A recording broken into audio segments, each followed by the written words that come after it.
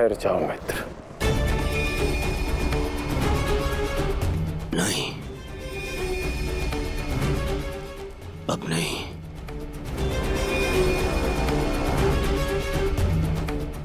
क्रोध में विवेक मत खो बैठो। जो अपना सम्मान खो चुका हो, उसके पास खोने को और क्या शेष है।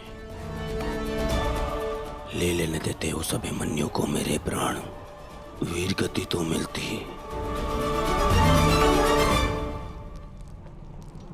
सारी सेना के सामने मेरा वस्त्र हरण कर गया वो बालक, जिन पांडवों का सर कटा हुआ देखना चाहता था, उन्हीं का बालक मेरा सर झुका गया। संसार के सारे योद्धा देखते रह गए और वो बालक मुझे अपने बाणों के चक्र में फंसा गया। मैं ये अपमान सहन नहीं कर सकता। क्या करूंगा जीवित रह गए जब संसार के सामने शीश उठाकर चल भी नहीं सकता मैं। इसीलिए अब मैं अग्नि स्नान करूंगा।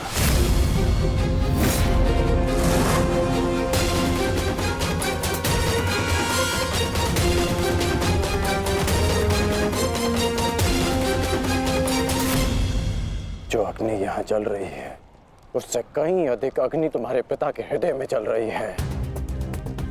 क्या तुम अपने 5 भाइयों का बलिदान व्यर्थ जाने दोगे? क्या अपने पिता को दिया वचन भुला दोगे तुम?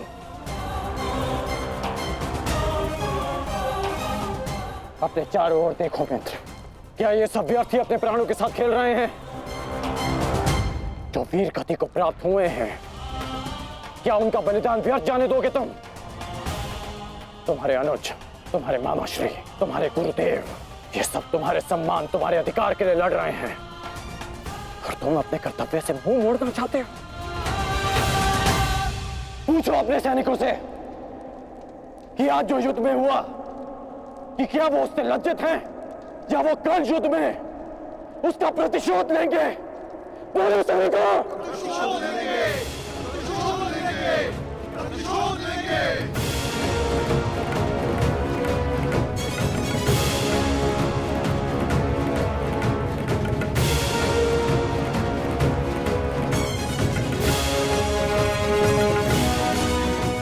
इन सैनिकों का सम्मान मेरे मन में लगी अग्नि को बुझा नहीं सकता मित्र। मैं तुम्हारे लिए सदैव प्रस्तुत हूं मित्र। आदेश दो मुझे, आदेश दो कि क्या चाहिए तुम्हें। तुम्हारी पीड़ा को शांत करने की औषधि क्या है मित्र? बताओ मुझे। मुझे अपने इस अपमान का प्रतिशोध चाहिए। जिसने मेरा मान हरण किया,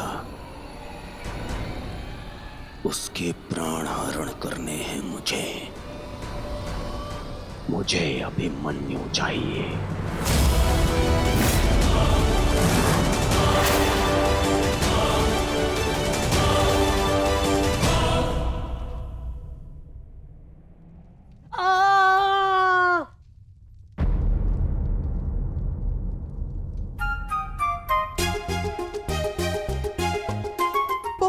पीड़ा हो रही है ना इन्हें? पीड़ा? अभी तक मैंने इसके घाव को छुआ भी नहीं है। अभिमन्यु तुम्हें सताने के लिए उपक्रम कर रहा है उत्तरा। बहुत बुरे हैं आप। और तुम बहुत डरपोक। एक योद्धा की पत्नी के मन में इतना भय शोभा नहीं देता उत्तरा। ये घाव हमारे लिए आभूषण होते हैं।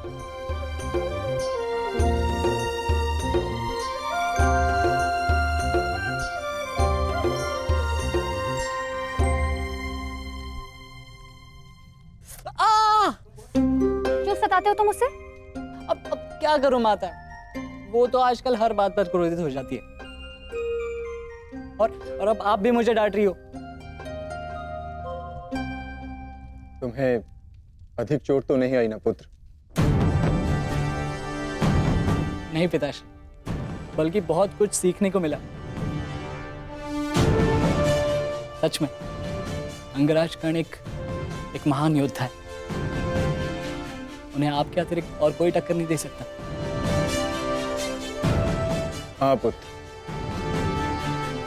परंतु हम दोनों के लक्ष्य और सोच भिन्न हैं।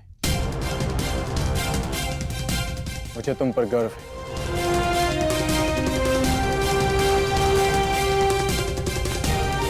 गर्व तो होना ही चाहिए।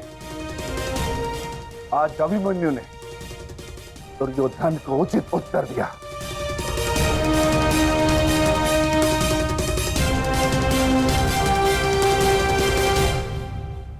सत्य अभिमन्यु, आज तुमने जो युद्ध भूमि में किया वो अद्भुत था, और मुझे विश्वास है कि कल का दिन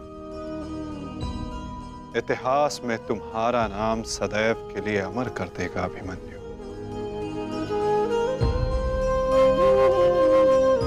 इतिहास से पूर्व मेरे पुत्र ने अपनी छवि मेरे मन में अमर कर दी है। 14 वर्षों के पश्चात आज पहली बार मन को एक शीतलता पहुंची कि मेरे पुत्र ने मेरे साथ हुए अपमान और अत्याचार का भान उस दुर्योधन को करवाया। मेरी आत्मा को जैसे एक वस्त्र का संबल मिल गया। इसके लिए मैं सदैव के लिए अभिमन्यु की ऋणी रहूं।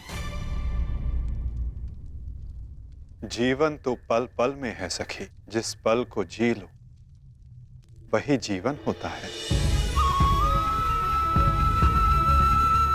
आज तुम प्रसन्न हो,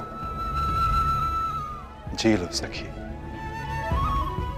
आज का दिन जी लो। कल का दिन तो अभिमन्यु के जीवन का अंतिम दिन होना चाहिए।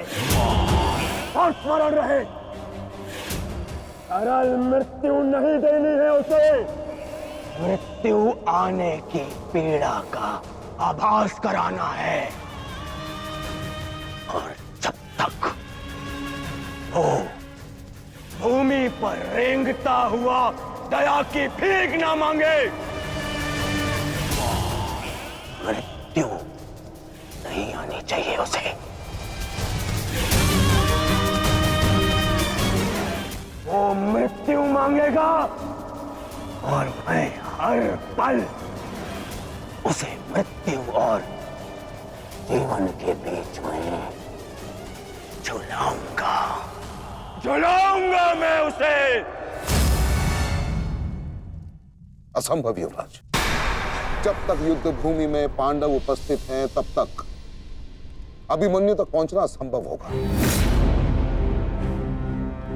वैसे भी उन्हें ज्ञात होगा कि आज आपके साथ जो हुआ उसका प्रतिशोध आप अवश्य लेंगे। इसी कारण अभिमन्यु तक पहुंचना इतना सरल नहीं होगा।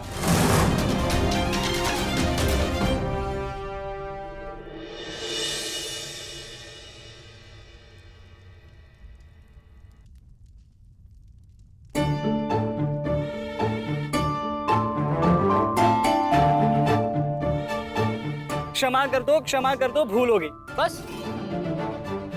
अच्छा, अब क्षमा भी कर दो। जिसने युवराज दुर्योधन का मस्तक झुका दिया वो आज तुम्हारे समक्ष सर झुकाए मना रहा है तुम्हें। देखो, किसी ने मुझे इस प्रकार सर झुकाए देख लिया ना तो मेरा बहुत उपहास उड़ाया जाएगा। पहले वचन दीजिए कि भविष्य में आप इस तरह मेरा उपहास नहीं बनाएंगे। आपको अनुमान भी है मैं कितनी भयभीत हो गई थी। अब इसमें भयभीत क्या होना उत्तरा? आप नहीं समझेंगे, मुझे आपसे बात ही नहीं करनी। तो ठीक है, मत बात करना, परंतु कल यदि लौटा नहीं ना तो पछताना नहीं कि... दोबारा ऐसे मत बोलना आर्य। भाई खो चुकी हूँ, पति नहीं खो सकती। क्षत्रिय हूँ, अपने अधिकार लेना जानती हूँ। आपको लौटना होगा, क्योंकि इस बार केवल मैं नहीं, आपकी होने वाली संतान भी आपकी प्रतीक्षा करेगी।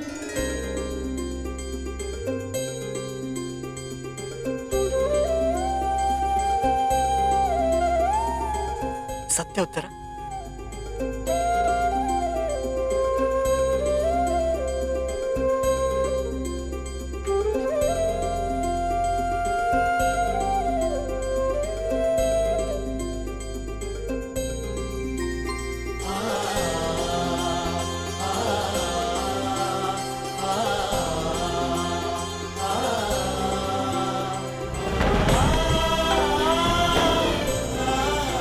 मैं तुम्हें वचन देता हूं उत्तरा, तुम और हमारी संतान सदा मुझ पर गर्वित रहेंगे। जानती हूँ आपकी संतान बहुत भाग्यशाली है, उसे अपने पिता की शौर्य गाथा सुनने को मिलेगी। गाथाएं विजय के साथ होती है उत्तरा, और विजय अभी शेष है। युद्ध शेष रहे या ना रहे, उस अभिमन्यु के प्राण शेष नहीं रहने चाहिए आचार्य। आप सेनापति तीरगत के वीर नरेश शर्मा, मध्य नरेश शैल्य, अश्वत्थामा अंगराज, इतने वीरों के होते हुए भी क्या एक बालक को बंदी बनाया नहीं जा सकता? तुम्हारे प्रतिशोध के लिए केवल कुशल योद्धाओं की नहीं, बल्कि एक उत्तम योजना की आवश्यकता है मेरे होने वाले सम्राट। हमारी सफलता एक उत्तम योजना में छिपी है।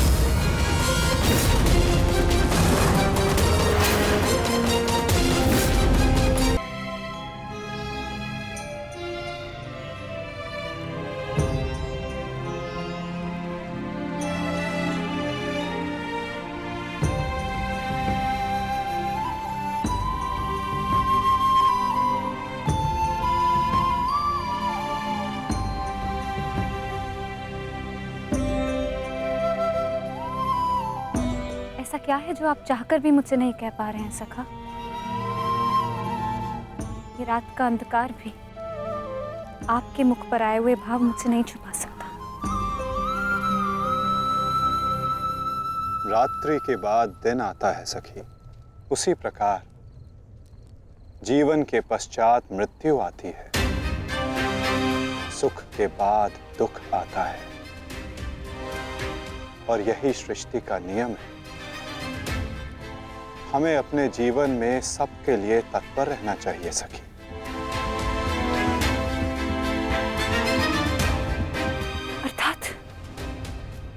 अर्थात जो मेरा भय है, क्या वो सच होने वाला है माधव? क्या कल पांडवों के साथ कुछ अनिष्ट होने वाला है?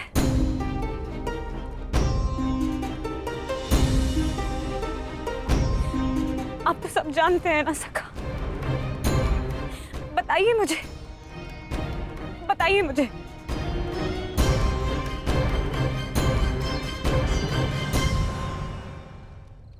कभी कभी भविष्य का ज्ञान होना भी दुख का कारण बन सकता है सखी। यदि समय के अनुसार मनुष्य को सत्य का ज्ञान हो तो वो स्वयं को संभाल सकता है। और आज तुम्हारी प्रसन्नता का दिन है सखी। आज तुम्हारे पुत्र ने तुम्हारे अपमान का प्रतिकार किया है। जाओ सखी, जाकर सो जाओ, क्योंकि जीवन की हर रात्रि सदैव सोने के लिए नहीं होती।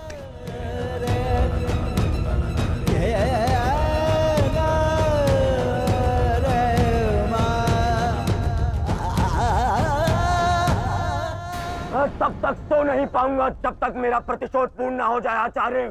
प्रतिशोध की आग में कोई और भी जल रहा है। युवराज दुर्योधन,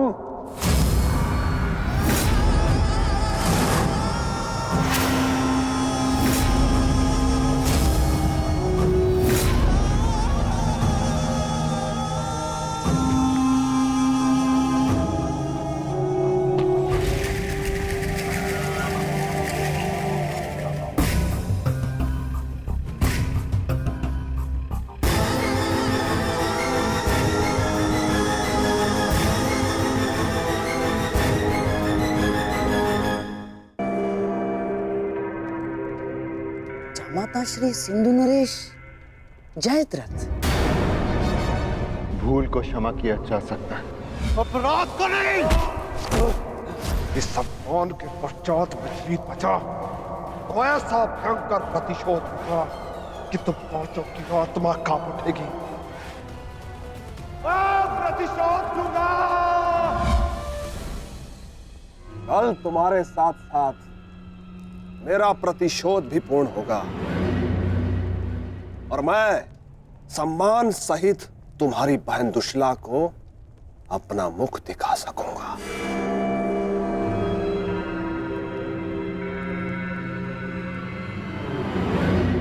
इतने समय आप कहाँ थे सिंधु नरेश?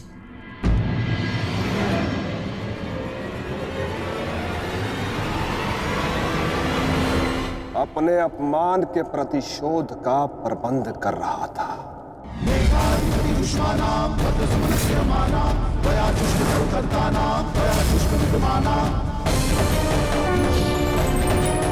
पुत्र जयद्रथ, मैं तुम्हारी तपस्या से प्रसन्न हूं। मांगो, क्या वर मांगते हो? महादेव, मुझे अपने प्रतिशोध का अवसर चाहिए। शपथ ली है मैंने, जब तक पांडवों के अपमान का प्रतिशोध नहीं लूंगा तब तक मुकुट धारण नहीं करूंगा। और वो दिन कल आएगा, कल आएगा वो दिन जब मैं पांडवों को ऐसी पीड़ा दूंगा कि वो जीवन भर नहीं भुला सकेंगे। महादेव का आशीर्वाद है मेरे साथ और मैं तुम्हारे साथ युवराज, तुम्हारी योजना और मेरा प्रतिशोध दोनों कल सफल होंगे।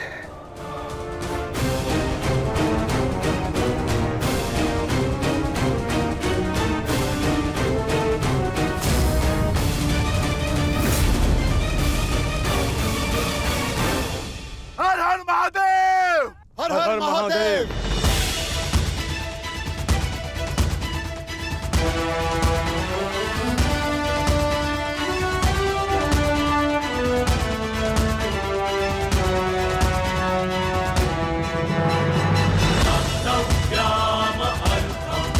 सर्वोत्तम वनपुत्र, संसार के सभी योद्धाओं में तुम्हें सबसे अधिक कीर्ति प्राप्त हो।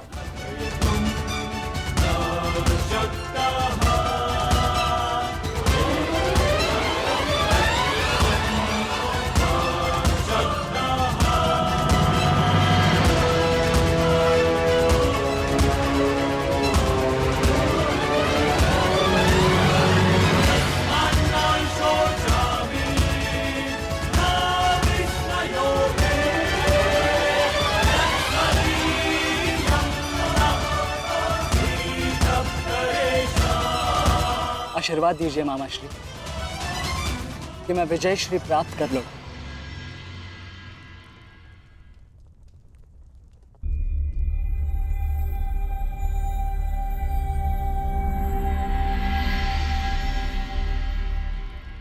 विजय तो कायरों को भी प्राप्त होती है पुत्र,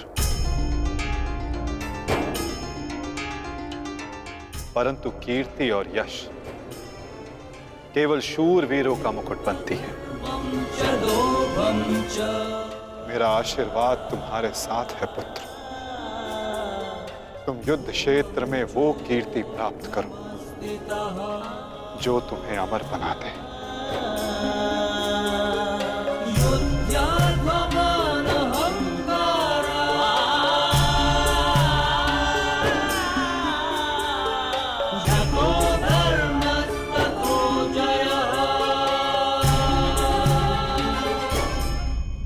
मामाश्री कि मैं विजय श्री प्राप्त कर लौटूं। मेरा आशीर्वाद तुम्हारे साथ है पुत्र। तुम युद्ध क्षेत्र में वो कीर्ति प्राप्त करो जो तुम्हें अमर बना दे।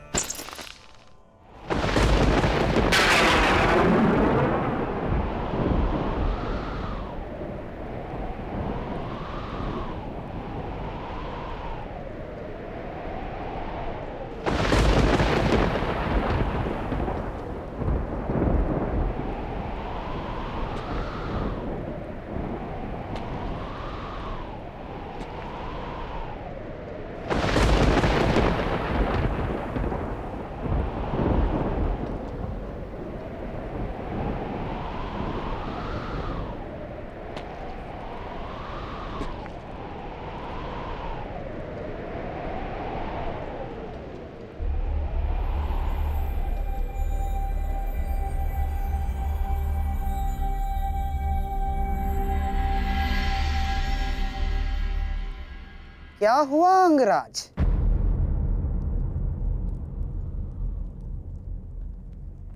सूर्यदेव से आप ये प्रार्थना तो नहीं कर रहे हैं कि वो उदित ही ना हो? अर्जुन को दिया वचन आपको पूर्ण करना होगा अंगराज। सूर्यास्त का बहाना बनाकर कहीं आज भी शत्रु को जीवित छोड़ देने का मन तो नहीं बना लिया आपने?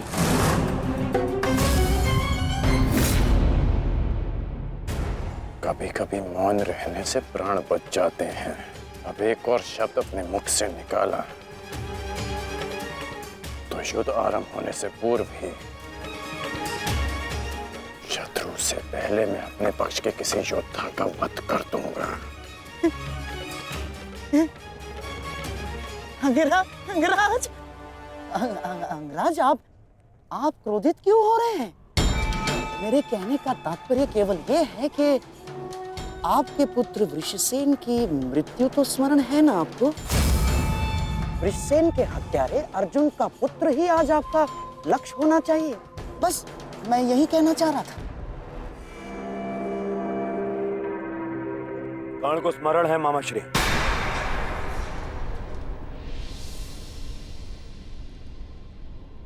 और मुझे भी।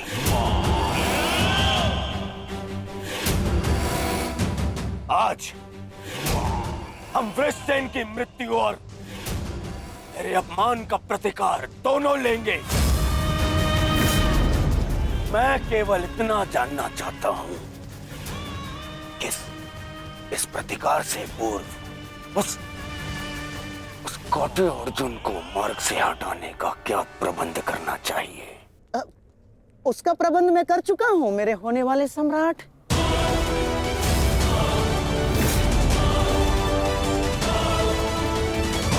महाराज, त्रिगत नरेश सुशर्मा अवसर का लाभ उठाने के लिए एक विशाल सेना के साथ विराट पर आक्रमण करने जा रहे हैं। विराट नगर को सहायता की आवश्यकता है। शीघ्र कुछ कीजिए। मुझे शीघ्र ही विराट प्रस्थान करना होगा। किंतु महाराज, इतने कम समय में आपका विराट पहुंचना असंभव है। केवल वासुदेव में ही वो क्षमता है जो वायु गति से रथ चलाकर अर्जुन के साथ वहां पहुंचे।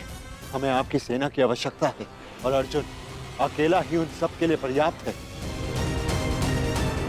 किंतु अर्जुन की अधिक आवश्यकता यह रणभूमि में। परंतु महाराज, आप वहां बहुत से परिवार, स्त्री और बालक संकट में। एक समय था जब विराट राज ने हमें अज्ञातवास में शरण दी थी।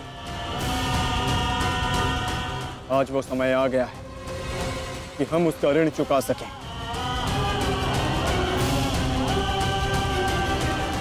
और फिर अभिमन्यु भी तो यहाँ है। मुझे इस पे पूर्ण विश्वास है। और मैं आपको विश्वास दिलाता हूँ पिताश्री कि युद्ध भूमि में आपकी कमी शत्रु को अनुभव नहीं होगी। जब आप सुशर्मा का नाश करेंगे तो आपके पुत्र की शौर्य की कीर्ति आपका स्वागत करेगी। चलिए माता, विराट की ओर प्रस्थान करें। जैसी रथी की इच्छा और जैसी महारथी की आकांक्षा।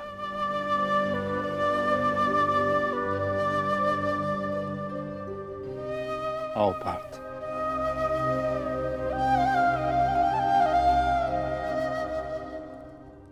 बधाई हो मेरे होने वाले सम्राट।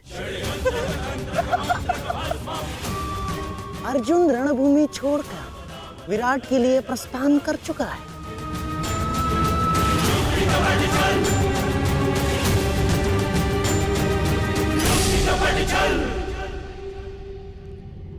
आचार्य द्रोण, समय आ चुका है। हमारी सेना को अपनी योजना अनुसार सज्ज कीजिए। जिस प्रकार चक्की का पत्थर एक ही चक्कर में अन्न के दानों को पीस देता है, उसी प्रकार हमारी यह सेना शत्रु सेना को एक ही चक्कर में पीस देगी युवराज। और अपनी सेना के नाश को रोकने के लिए आएगा वो ओ महावीर, अभिमन्यु, प्रभाव, हम उसके प्राण फाड़ लेंगे जिसने मुझे अपने बाणों के चक्र में फंसाया था। आज वो फंसकर मरेगा हमारे चक्रव्यूह में। युद्ध का 13वां दिन।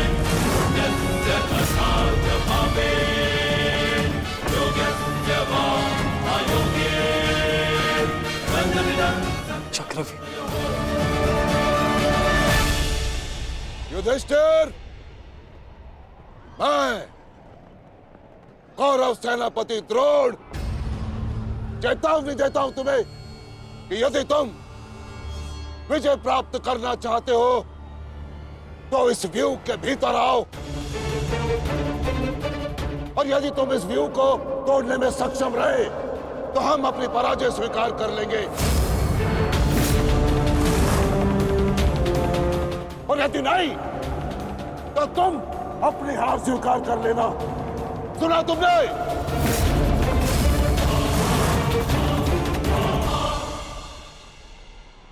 आचार्य द्रोण, हम अवश्य ही इस चक्रव्यूह को ध्वंस कर देंगे।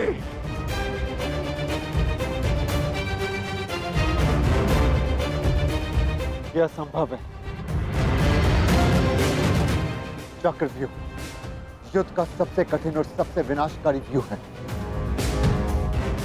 इसका हल केवल अर्जुन के पास है। यह आचार्य द्रोण की योजना थी, इसीलिए अर्जुन को युद्ध भूमि से दूर किया गया।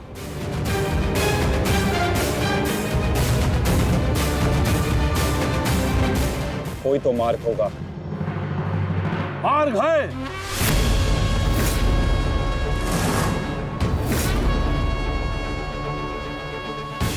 मैंने भी उसी आचार्य भारद्वाज से चक्रव्यूह भेदन सीखा है, जिस आचार्य भारद्वाज से उस द्रोण ने चक्रव्यूह की रचना सीखी।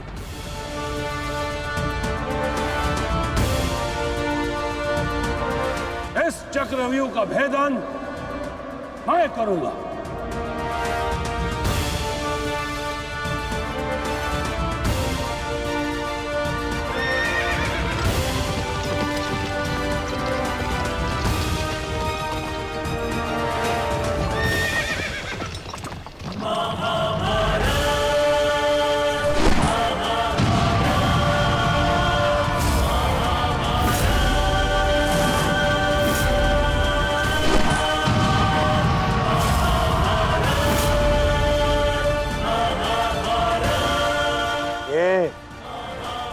क्या है आचार्य? पांचाल नरेश द्रुपद तो इस व्यूह को तिनके की तरह तोड़ते हुए आगे बढ़ रहे हैं। भूल गया मेघराज कि मैंने और इसी द्रुपद ने मेरे पिताश्री के आश्रम में इस चक्रव्यूह का अभ्यास किया था। हाँ तो अपने मित्र को रोकने के लिए कोई अस्त्र, कोई शस्त्र है आपके पास? अब तो केवल एक ही अस्त्र है और एक ही शस्त्र दुर्योधन। जयद्रथ!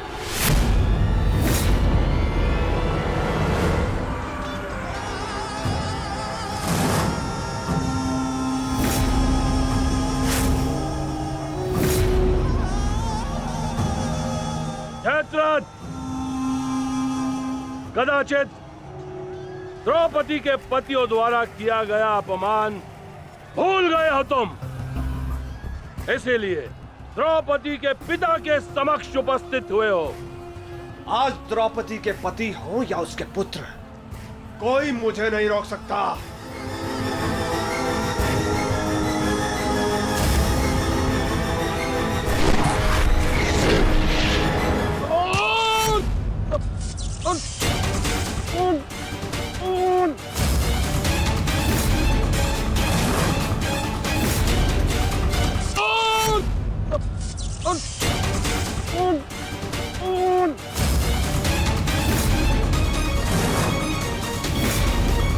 आगे बढ़ो पांडवों, अन्यथा अपनी सेना का विनाश देखो।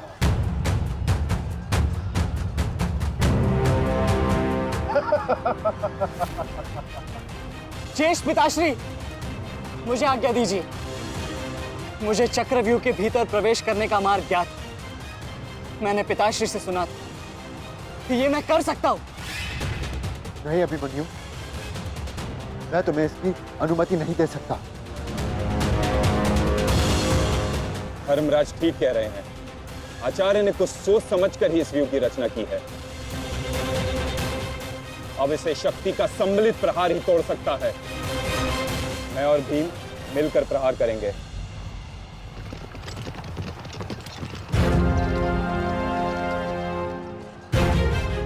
देखिए ने मामा श्री,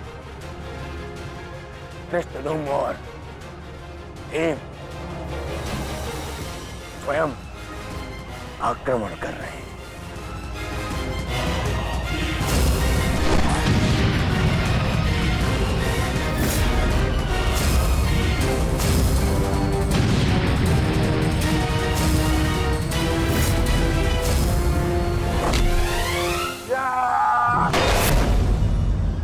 आज इनके हरेक प्रहार का उत्तर है जयद्रथ।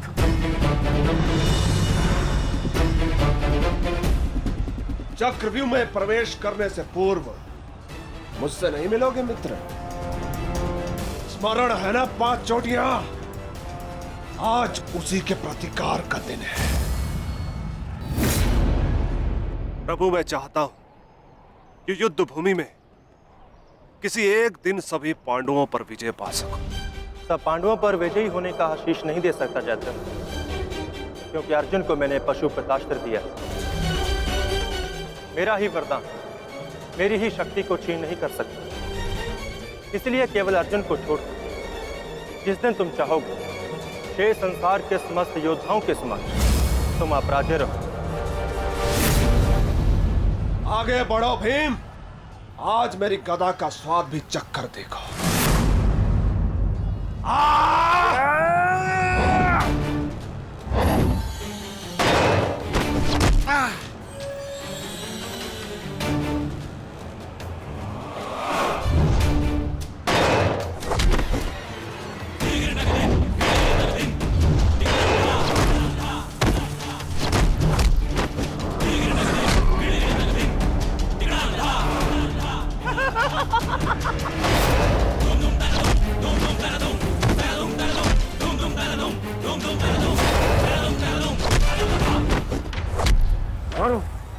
मारो से।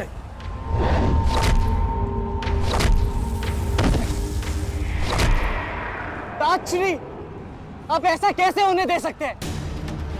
ताजश्री, भीम और मामा दृश्यद्युम्न में शक्ति है, परंतु चक्रव्यूह को शक्ति से नहीं, युक्ति से तोड़ा जा सकता है। मुझे आज्ञा दीजिए। नहीं पुत्र, भविष्य के लिए वर्तमान को दांव पर लगाया जा सकता है, परंतु वर्तमान के भविष्य को खोया नहीं जा सकता।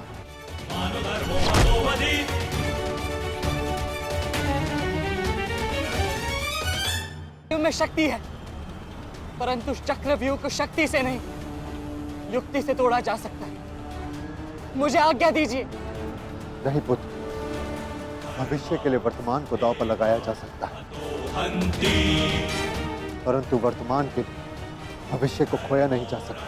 एक दांव लगाने के दोष के कारण मैं आज इस महायुद्ध में खड़ा। मैं दूसरा दांव नहीं लगा सकता अभिमन्यु। परंतु आज यदि चक्रव्यूह को तोड़ा ना गया तो हम ना केवल हार जाएंगे बल्कि मेरे पिताश्री का सर भी झुक जाएगा। आपने वो दाव लगाकर सर झुकाया था और मैं ये दाव खेलूंगा अपने पिताश्री का सर ऊंचा रखने के लिए। मैंने उन्हें वचन दिया था कि युद्ध भूमि में शत्रु को उनकी कमी अनुभव नहीं होगी और मुझे शत्रुओं को वीर अर्जुन के रक्त का तेज दिखाना है। इसीलिए आज्ञा दीजिए ताजरी, और फिर मैं अकेला कहाँ हूं? चक्रव्यूह में मेरे प्रवेश करते ही आप भी मेरे पीछे पीछे अंदर आ जाइए। मैं मार्ग बनाऊंगा और आप चक्रव्यूह को ध्वंस कीजिएगा। सोचिए मत, समय नहीं है ताजरी। आशीर्वाद दीजिए।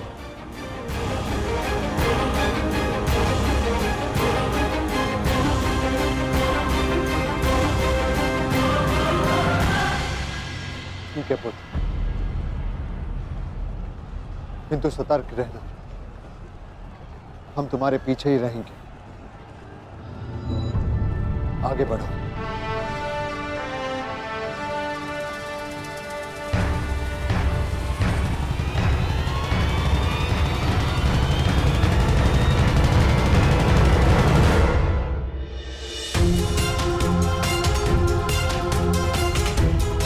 जाओ सखी, जाकर सो जाओ, क्योंकि जीवन की हर रात्रि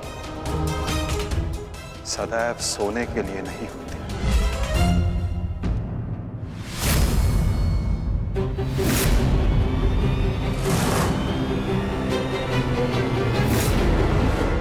मेरी सुरक्षा के लिए माता यज्ञसेनी का आशीर्वाद है मेरे साथ, और जब तक ये मेरे साथ है मुझे कुछ नहीं हो सकता।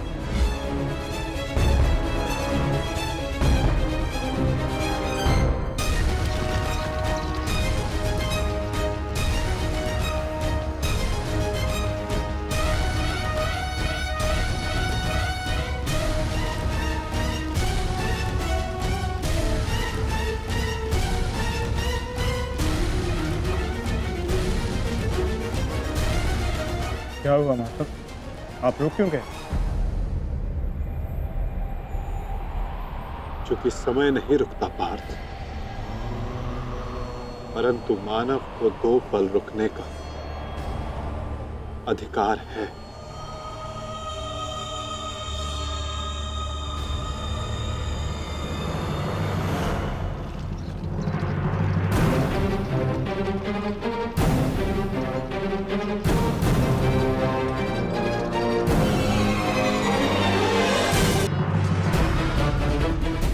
सारथी, आगे बढ़ो।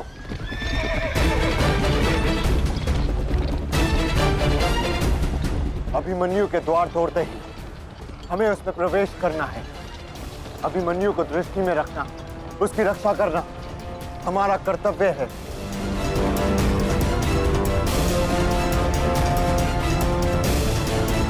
आ बालक, आ महारथियों, ऐसी मृत्यु देने से कि इसकी चित्कार उन पांडवों के हृदय को चीर देगी। और स्मरण रहे, सरल मृत्यु नहीं देनी है इस अभिमन्यु को।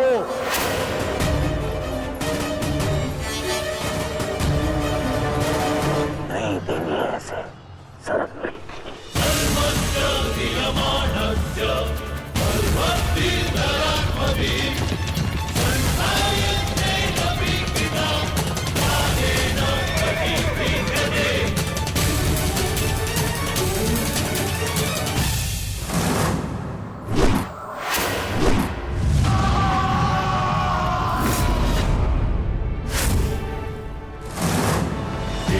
ताजश्री, मुझे मार्ग मिल गया है।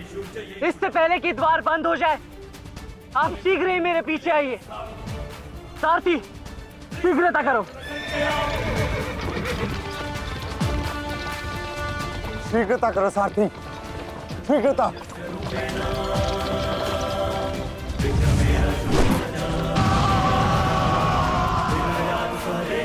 उत्तम अभिमन्यु, उत्तम।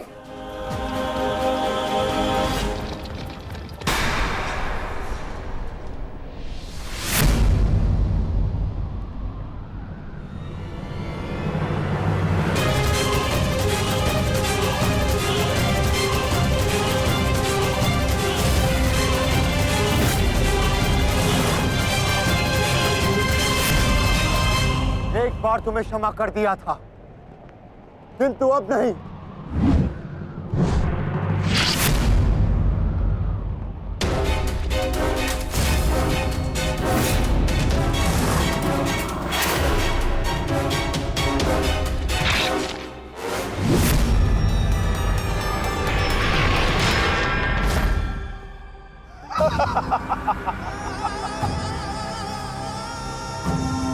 एक बार अपमानित हो चुका हूं, इस बार तुम्हारी बारी है पांडवों। महादेव का वरदान सफल रहा। आज इस युद्ध भूमि में केवल मेरा शासन होगा, मेरा। केवल अर्जुन के अतिरिक्त कोई मुझसे जीत नहीं पाएगा पांडवों। और आज सिर्फ एक ही मृत्यु होगी।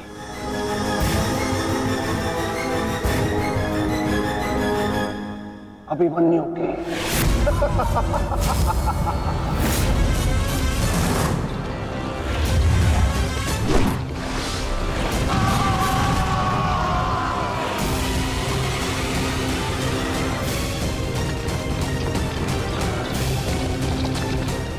एक चक्रव्यूह तुम्हें पराजित करने के लिए नहीं है मूर्खों। ये तो उस अपमान का प्रतिकार था जो कल अभिमन्यु ने युवराज दुर्योधन के साथ किया था। उसने दुर्योधन का मान हरण किया था और आज वो उसके प्राण हरण करेगा।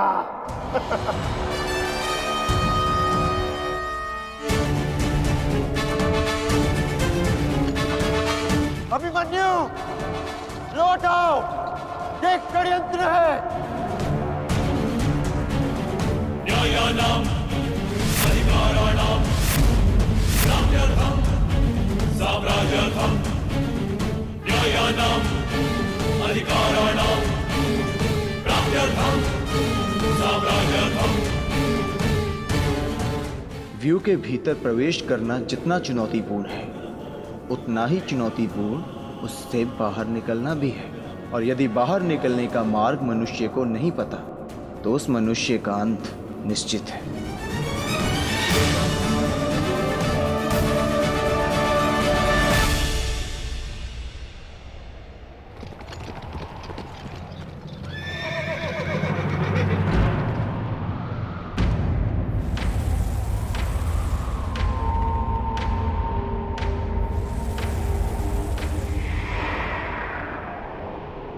आगे बढ़िए माधव, शत्रु समक्ष है।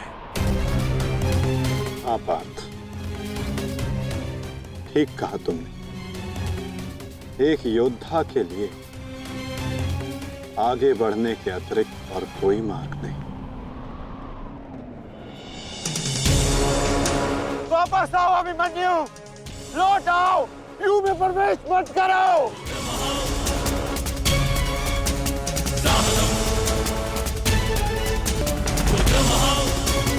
मेरे लिए अब लौटना संभव नहीं था श्री। यदि हमने इस चक्रव्यूह को नहीं तोड़ा तो हम ये युद्ध हार जाएंगे, और मेरे रहते ये संभव नहीं। समझने का प्रयत्न करो पुत्र, ये सब तुम्हें घेर कर तुम्हारे प्राण लेना चाहते हैं। लौट आओ अभिमन्यु, लौट आओ। एक योद्धा मृत्यु के भय से पीछे नहीं हटता था श्री। वो आगे बढ़कर मृत्यु का वरण करता है, और आज मृत्यु को भी अर्जुन पुत्र के बाणों का तेज सहना होगा।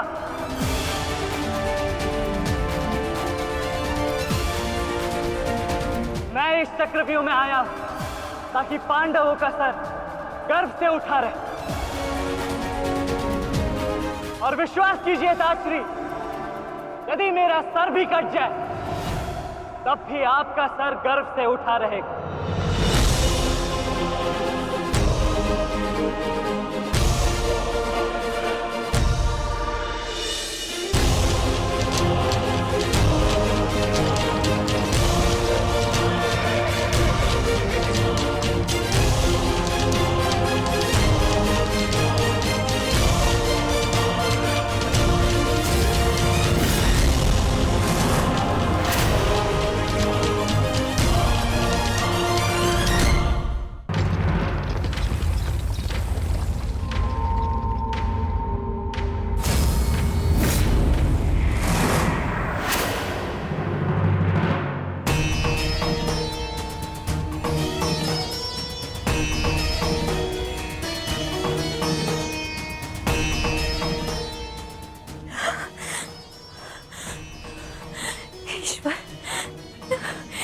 ईश्वर मेरे पुत्र की रक्षा करना।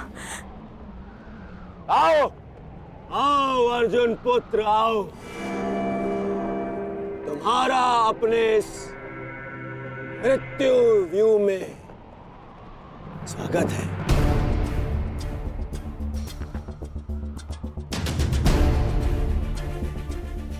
एक वीर योद्धा से सुना था मैं कि हे मृत्यु, तैयार यदि तू आने को, प्रसन्न मुखा, द्वार खुला है तेरा स्वागत, प्रसन्न मुखा।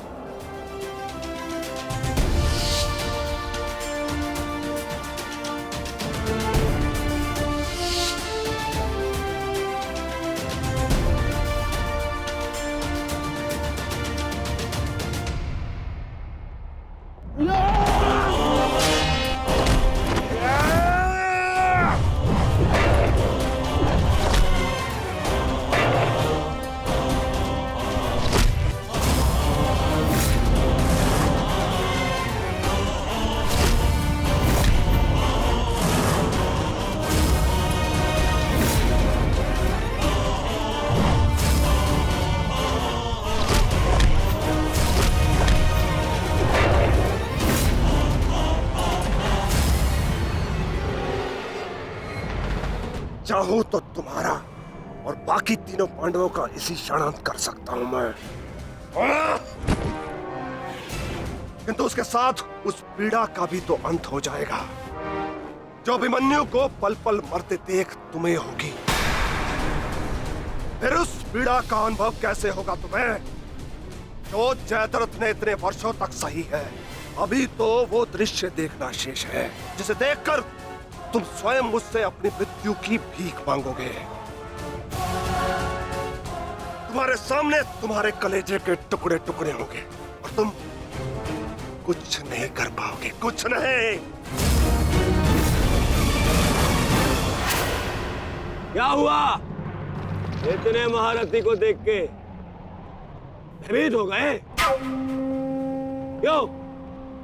नहीं काका श्री, अभी तो ये तो सम्मान की बात है कि एक साथ इतने सारे योद्धा मुझसे द्वंद्व करने की प्रतीक्षा कर रहे हैं। अच्छा, सच में महान धनुर्धर अर्जुन के पुत्र और महानतम योद्धा वासुदेव कृष्ण के भांजे का स्वागत ऐसा ही होना चाहिए। प्रणाम स्वीकार करे आदरणीयों।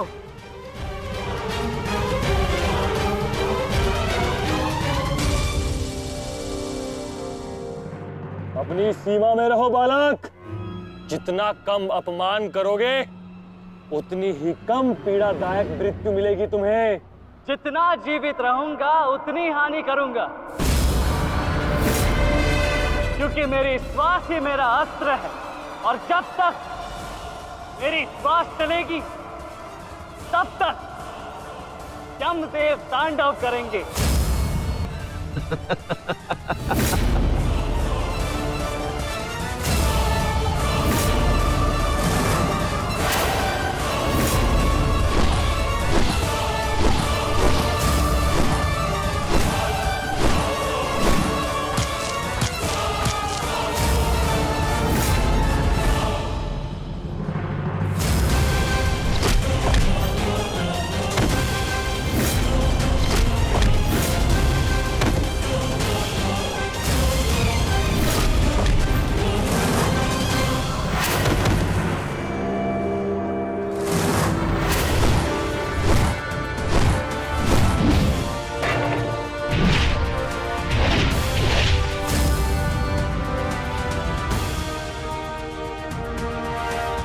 कुछ स्मरण हुआ काका श्री?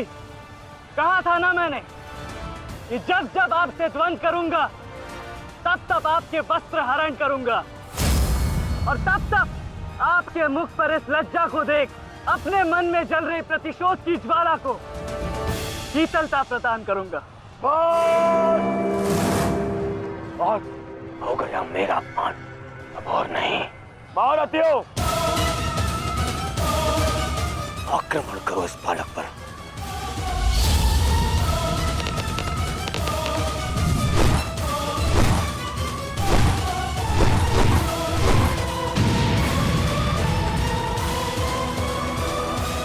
एक क्या रहे हैं? अपने धर्म का पालन कीजिए, मेरा प्रतिशोध लीजिए, आक्रमण कीजिए आचार्य।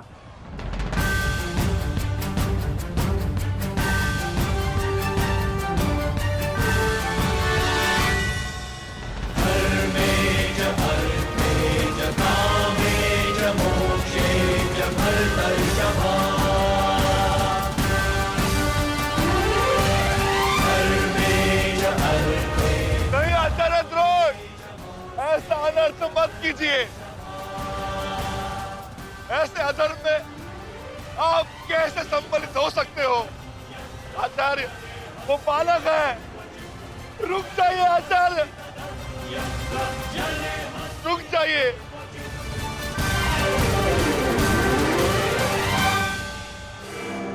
अपना दिया वचन स्मरण है ना पिताश्री? इस बालक की शक्ति इस रथ में है, जो इसे सुरक्षित की हुई है। आचार्य, इस बालक को रथ विहीन कीजिए।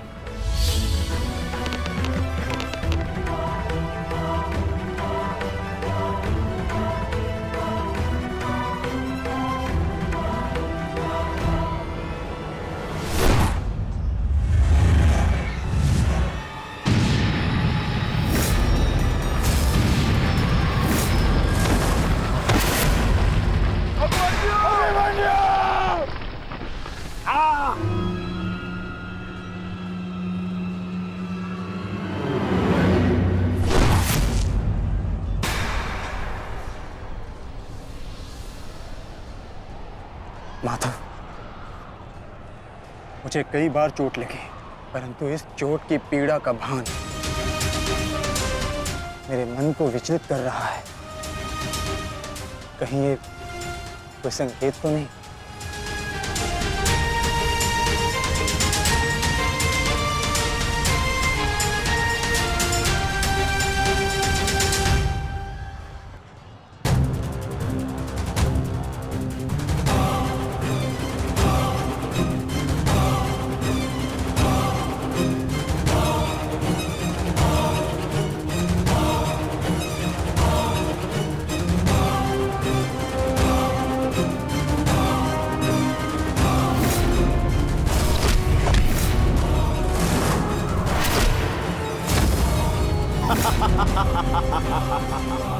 दुर्योधन, केवल आचार्य द्रोण को अपना वचन ज्ञात कराने से क्या होगा?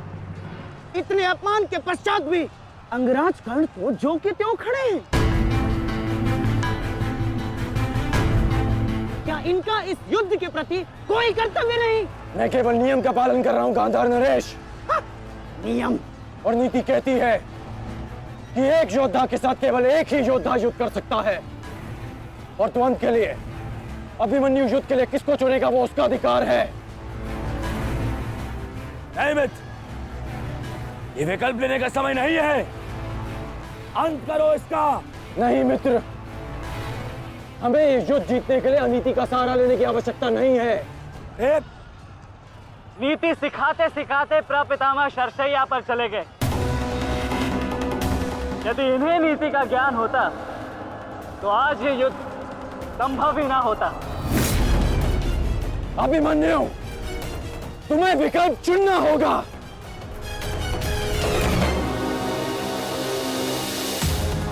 तो फिर मैं आप सबको वन के लिए चुनता हूं।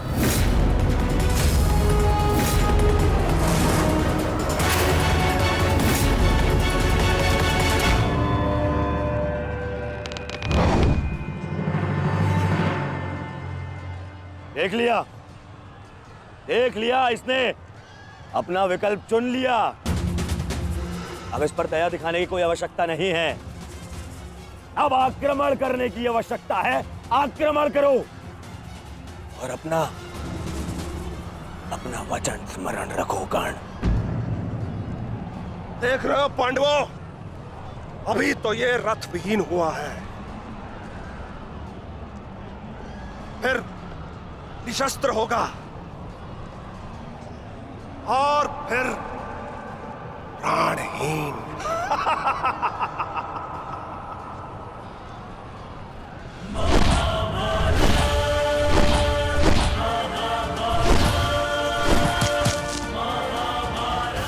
ये क्या कर रहे हो? धनुष विहीन करो इसे।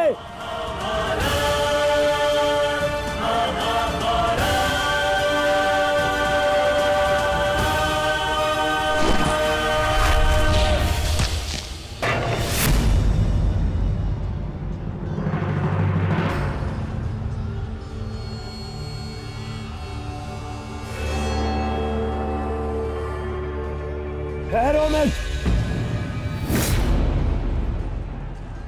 स्मरण रहे, इससे इतनी सरल मृत्यु नहीं देनी है। सूर्यास्त होने तक इसकी श्वास इससे अलग नहीं होनी चाहिए। अबे इसे बहुत पीड़ा सहनी शेष है। मित्र, ये एक योद्धा है, इसे योद्धा की मृत्यु दो। अरे योद्धा नहीं है ये, उन भगोड़े पांडवों का मेला रक्त है। इसे बहना होगा। मित्र जागो, जागो मित्र, और प्रहार करो।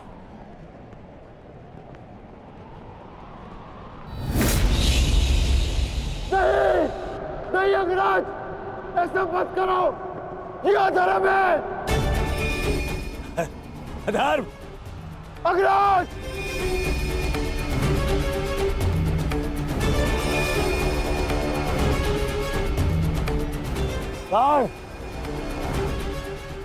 स्मरण करो, स्मरण करो कैसे इन पांडवों ने तुम्हारे पुत्र को मारा था।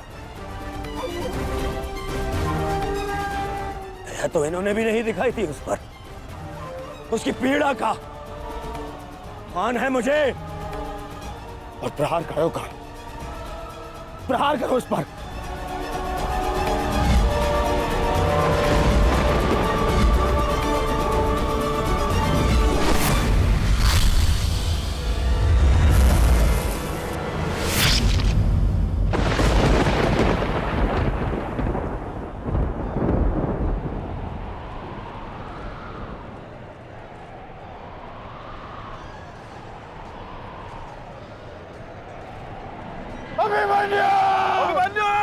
पुत्र!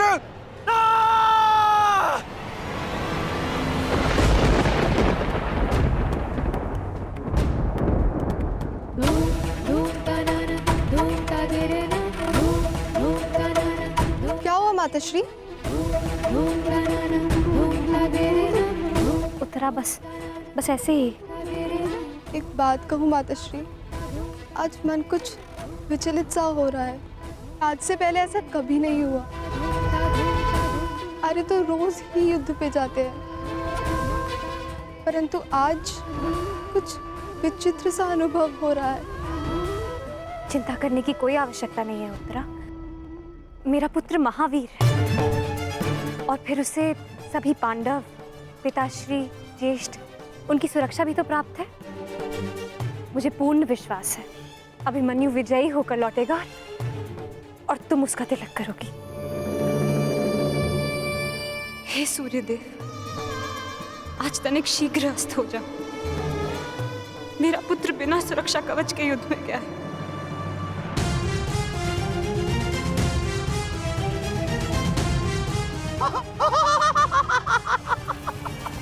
बालक, तुम्हें सबके साथ युद्ध करना था ना?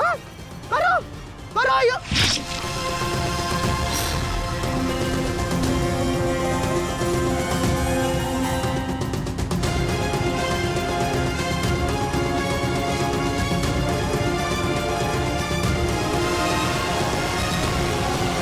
थक गए योद्धा? मेरी चुनौती अभी समाप्त नहीं हुई।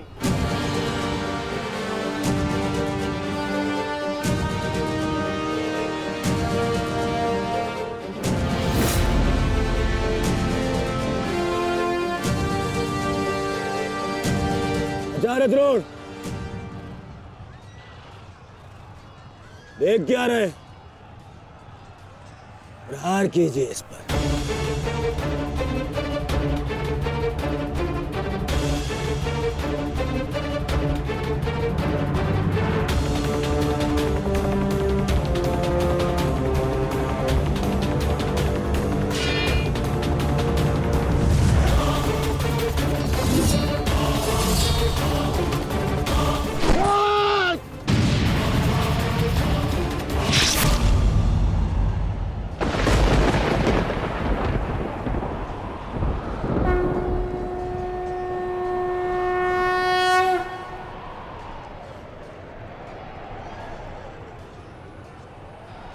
अब ठीक है ना माधव?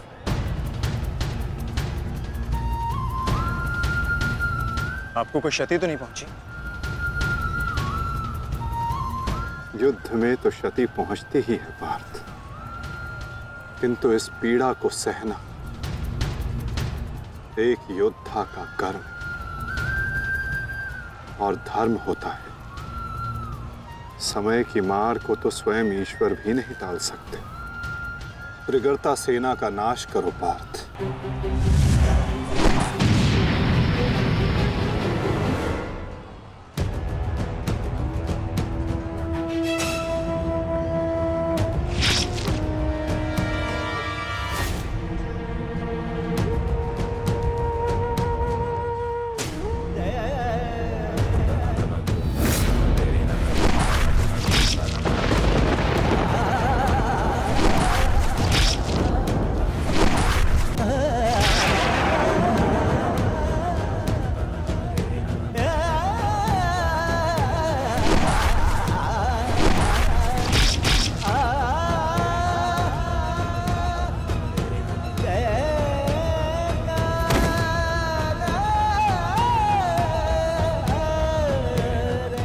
द्वंद्व अभी शेष है। मैं महारथी अर्जुन का पुत्र हूं, महारथी भीष्म का प्रपुत्र, वासुदेव कृष्ण का भांजा। इतनी सरलता से नहीं मरने वाला। अरे ये द्वंद्व अभी शेष है। अभिमन्यु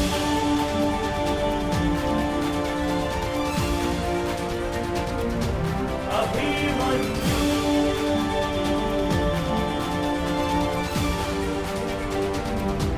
अभिमन्यु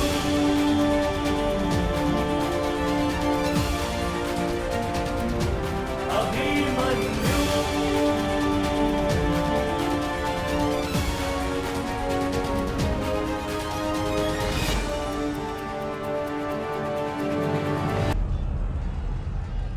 बस करो दुर्योधन, अभिमन्यु के लिए इतनी पीड़ा पर्याप्त है। देखो इसकी दशा। अब अभिमन्यु और उसकी पीड़ा का अंत करने का समय आ गया है। नहीं, मेरे अपमान के घाव अभी भरे नहीं है। केवल मेरे आदेश का पालन करो। अभी इसकी मृत्यु का समय नहीं आया है। जीवित रखो इसे, पर प्रहार करो।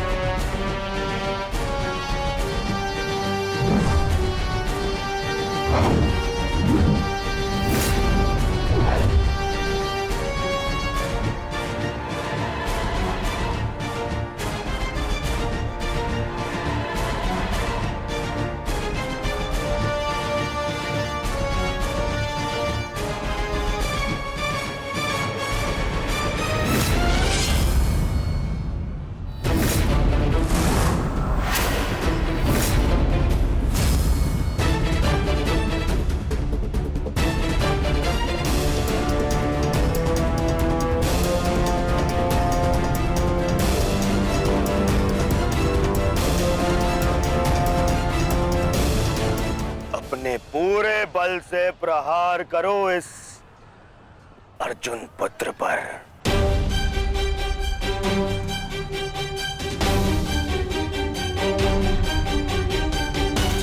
और स्मरण रहे,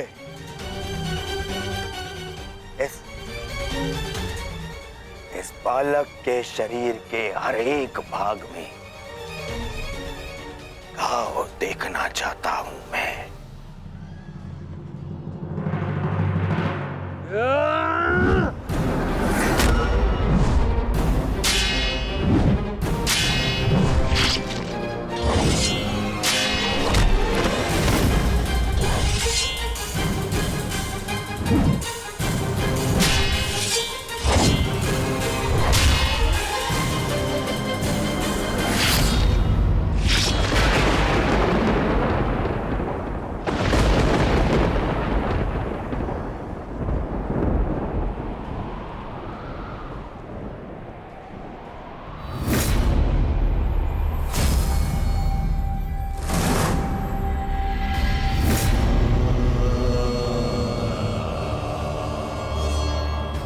अभिमन्यु!